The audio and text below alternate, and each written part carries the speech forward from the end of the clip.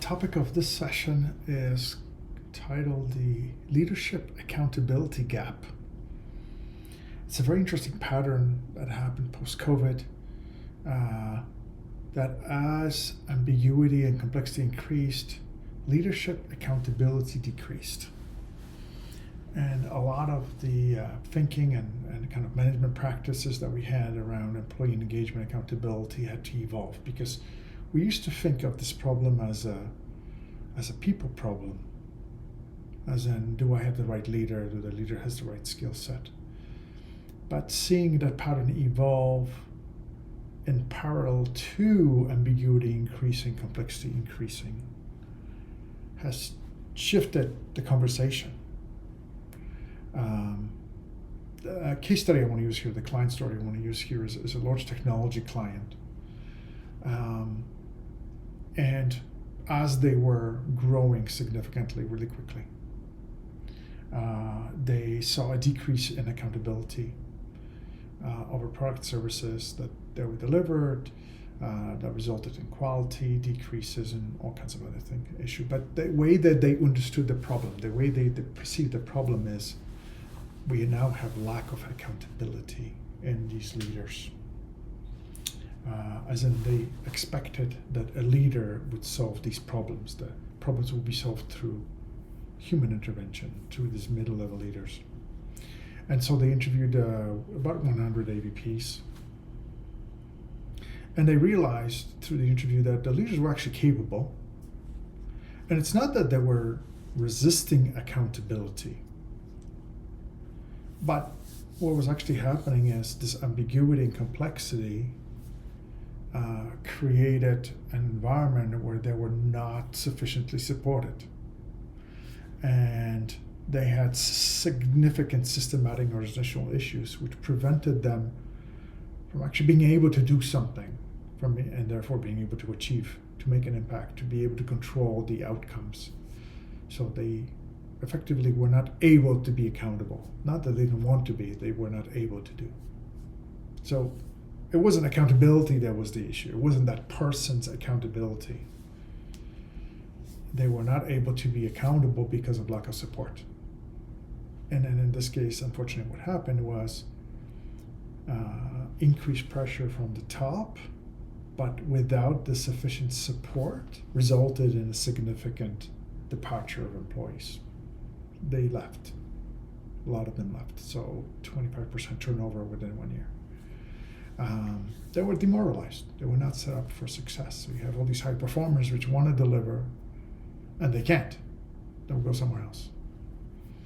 And the main point here that I want to articulate is the accountability goes both ways. So we think of this problem sometimes, not all the times, but as senior leaders, we think of this problem as it's something that has to change in the people that we manage. Because we manage within ambiguity, we provide high-level direction, high-level vision. We focus on the outcomes. So we don't necessarily provide direction on how to achieve a specific change, how to achieve a specific target. But yet that's what we want to hold middle-level leaders accountable to. But the very thing that they need is this support to overcome systematic issues, support to overcome ambiguity, support to get alignment, in order to be set up for success, so I can actually achieve these outcomes. And so I want to articulate this idea that accountability goes both ways. We can hold them accountable, but there's certainly a way that they hold us senior leaders accountable as well. It may not be obvious, because as an executive, I can, if you don't perform, I can decrease your bonus. I can put you on this performance plan, disciplinary action. So there's clear, obvious ways how we think of managing lack of performance, lack of accountability with the people that report to us. But we don't often think about that there's a very specific way how they hold us accountable. And it may not be in a ways that are supported by the organization. or may not be obvious ways. So, for example, decrease of trust. If you hold me unfairly accountable, I'm going to stop trusting you. I'm going to perform differently. I am going to work differently.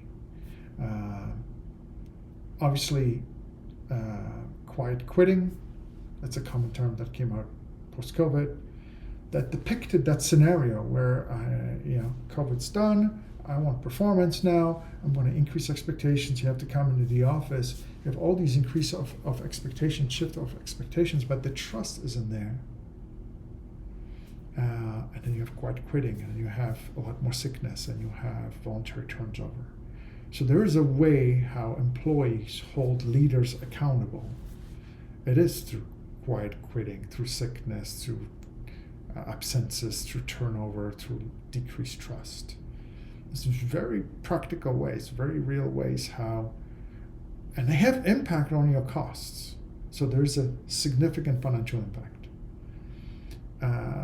I do find it ironic, though, that the way we manage these problems is through these programs, not through root causes. So as in, we would rather create a program to increase engagement, or create a health program with yoga classes, and rather than address the root cause, and the root cause is this unrealistic expectation with lack of support. So if you want a solution that builds trust, not decreased trust, if you want a solution that decreases turnover and absences, unfortunately, please point the finger at you, at yourself, and it's about you providing sufficient support, you providing, resolving significant organizational issues, systematic issues, you rolling up your sleeves to get high level of alignment, high level of clarity with your fellow leaders, not by expecting magical middle-level leaders that will solve everything for you.